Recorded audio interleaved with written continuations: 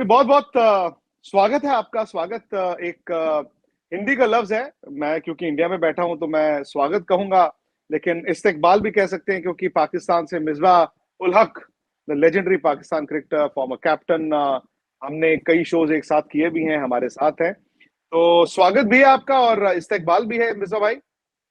जी बहुत शुक्रिया जनाब, थैंक यू। ठीक है, आपकी सेहत ठीक है, तंदुरुस्ती?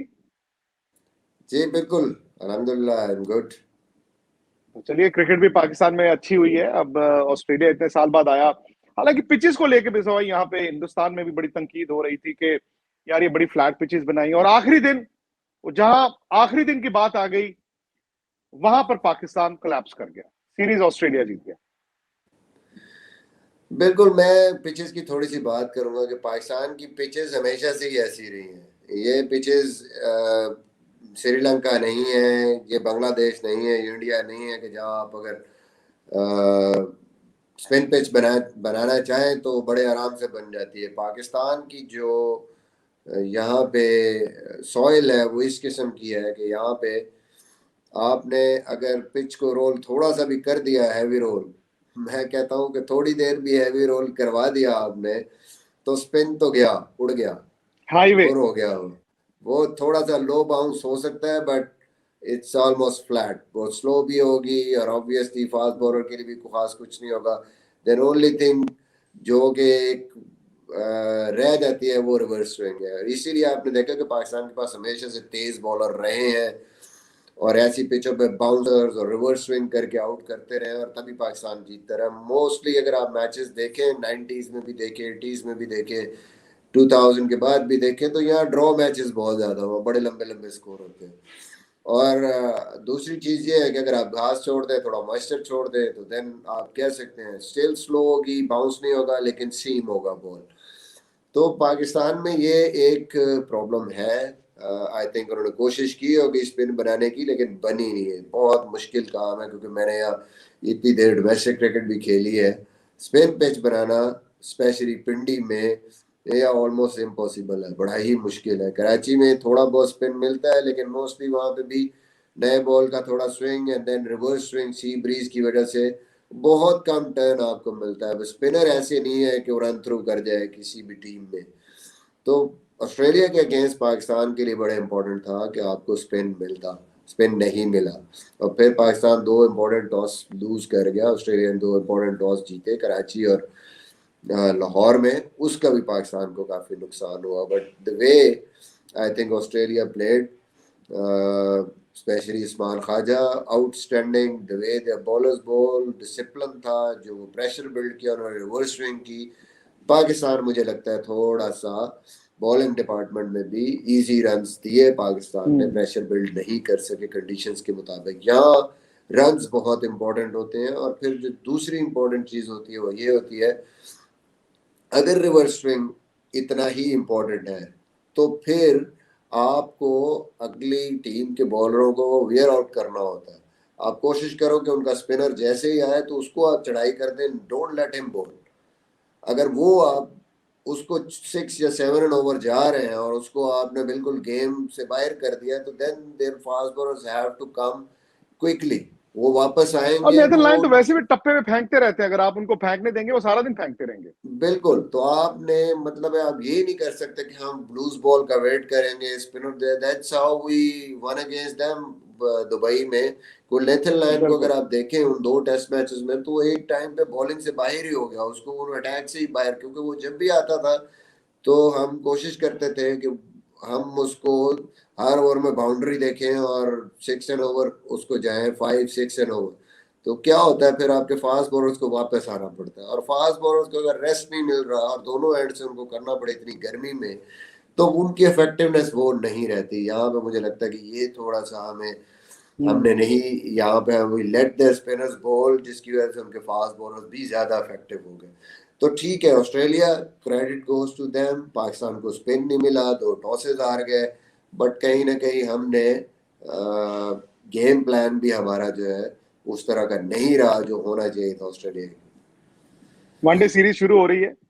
ऑस्ट्रेलिया की टोटली टीम बदल जाती है, न्यू लोग, ज्यादातर खिलाड़ियों को आराम दिया है, या फिर नए खिलाड़ियों को आप कहें कि मौका दिया है। ये सीरीज आप कैसे देखते हैं? क्या ये पाकिस्तान जीत सकता है, जीतेगा?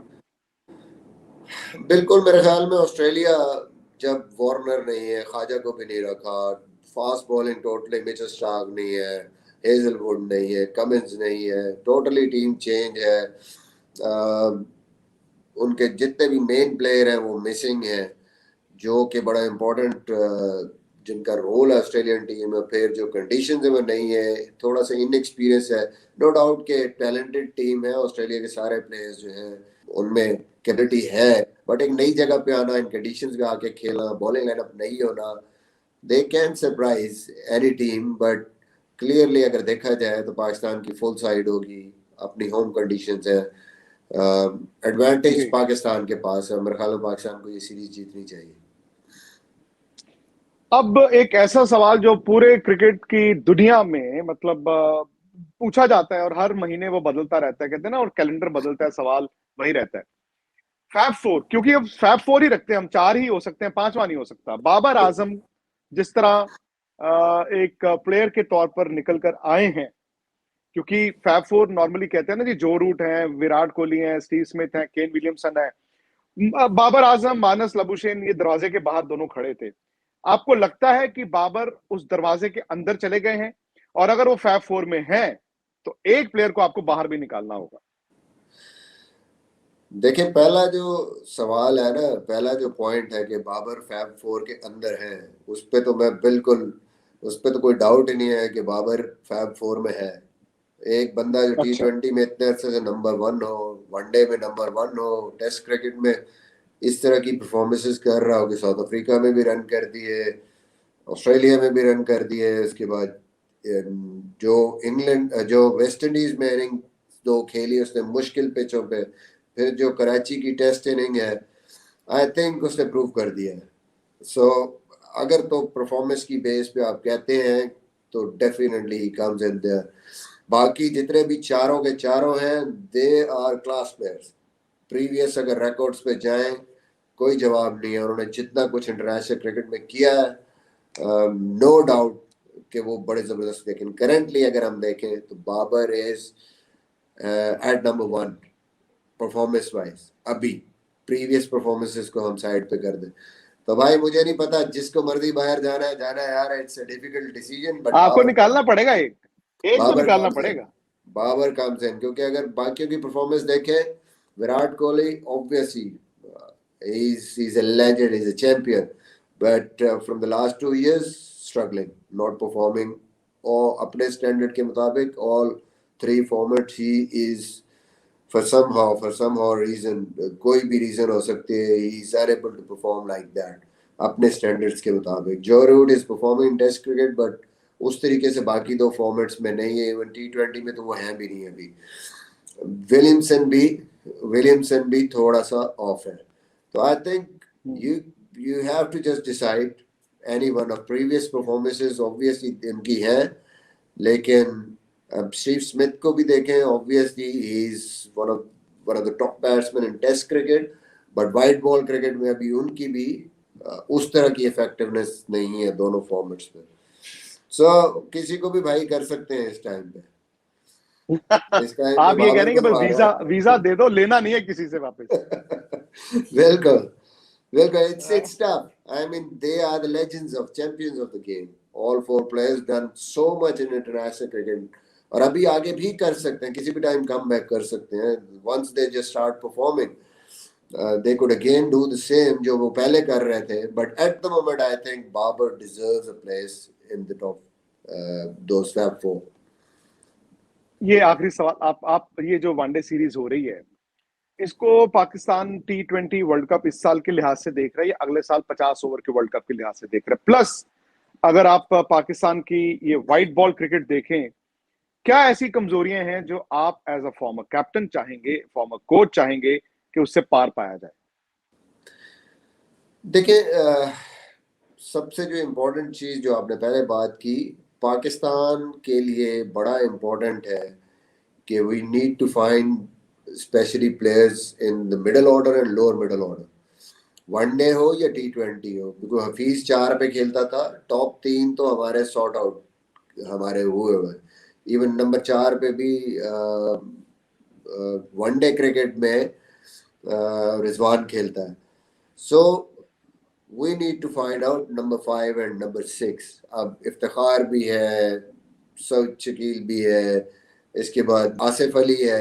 We have to just see ये सीरीज में जो भी नंबर 5-6 पे खेलेगा, ये एक बहुत बड़ा जो है उसके लिए चांस है। और पाकिस्तान के लिए मेरे ख्याल में वो ज़रूरी नहीं कि हम लोग वो T20 वर्ल्ड कप को जहन में रखते हैं। हमारा जो वनडे में खेलेंगे मोस्ट प्रोबेबली वही बंदे हम फिर आगे T20 वर्ल्ड कप में भी कंसिडर जी। कर सकते हैं। So I think 5, 6, 7 is a very good, very important number. Shadab Khan है, I don't know where they utilise Shadab Khan, because वो जिस तरीके से परफॉर्म किया उसने PSL में, वो बड़ा इंपॉर्टेंट रोल प्ले कर सकता है इसमें। But overall I think Pakistan की टीम वाइट बॉल क्रिकेट में बड़ी जबरदस्त टीम है। What they need to do, defend जब करता है पाकिस्तान, उसमें हमने अपनी परफॉर्मेंस को और बेहतर करना, अपने प्लान्स को बेहतर तरीके से एग्जीक्यूट करना। इवन T20 क्रिकेट में भी जब हम चेस कर रहे होते हैं वी आर वेरी गुड, लेकिन जब हम डिफेंड कर रहे हैं तो कहीं ना कहीं हमसे जो इवन T20 जी। वर्ल्ड कप का सेमीफाइनल भी है, तो हमें थोड़े से अपने प्लान्स को और अच्छे तरीके से एग्जीक्यूट करना है उस चीज को कि कैसे हमने करना है। Setting a total, obviously we need to improve in that. कहीं ना कहीं हम थोड़ा सा कहीं पैडल प्रेस नहीं करते तो वो एंड पे पता चलता है कि हम 15 से 15 रन शॉर्ट है। दो चीजें हैं मेरे ख्याल में जो वाइट बॉल क्रिकेट में पाकिस्तान के लिए इम्पोर्टेंट होगी। एंड ऑब्वियसली थोड़ा सा मैं ये कहूँगा कि पाकिस्तान की जो टीम अनाउंस हुई है, मेरे कंसर्न है फ़हीम अशरफ जिस तरह की फॉर्म में था वो PSL में, जिस तरह का वो ऑलराउंडर है, keeping in view T20 world cup in Australia, he is not, वो वनडे क्रिकेट में भी नहीं है, वो T20 क्रिकेट में भी नहीं है। जबकि कपल ऑफ बॉलर्स जो बड़ी जिनकी अभी फॉर्म नहीं है वो दोनों फॉर्मेट्स में है। तो आई थिंक पाकिस्तान को सोचना है कि वर्ल्ड कप में हमने अगर जाना है तो वहाँ पे अगर हम 3 फास्ट बॉलर हमारे खेलते हैं, चौथा अगर सीमर ऑलराउंडर हमें ऑस्ट्रेलिया में ज़रूरत पड़ेगा तो वो फ़हीम अशरफ है। उसके अलावा इस टाइम हमारे पास कोई नहीं है। और वो PSL की उसकी बैटिंग के साथ फॉर्म और बॉलिंग की फॉर्म, उसको देखते हुए आई थिंक उसको जी। रखना चाहिए था। नसीम शाह जो स्टैंड आउट बॉलर था PSL में, वाइट बॉल से, नए बॉल से, अभी टेस्ट क्रिकेट में भी उसने टॉप क्लास बॉलिंग की है, जबकि out of form bowlers team में है, नसीम शाह नहीं है। तो पाकिस्तान को ये भी मुझे लगता है कि वसीम जूनियर है, बड़े अच्छे बॉलर है, प्रोस्पेक्ट है, सारा कुछ है, but he is in slightly out of form है।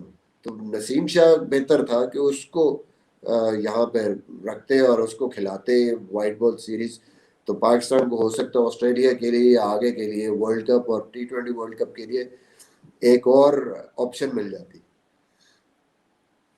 सही बात है, लेकिन बातें तो इतनी हैं। अब वनडे सीरीज एक बार शुरू हो जाए और मिसबा भाई एक बार फिर आपके साथ जुड़ेंगे। ये ICA स्पोर्ट्स ऑनलाइन प्लेटफॉर्म है, हमारे दोस्त अजीज हैं जो चेयरमैन है ICA के, मौगीज अहमद शेख, उन्होंने शुरू किया। और इस तरह के बहुत सारे शोज और भी होंगे। उम्मीद करते हैं कि आपको पसंद आया हो। आप अपनी फीडबैक जरूर दीजिए। बहुत बहुत शुक्रिया मिसबा भाई आपका। Thank you Imran.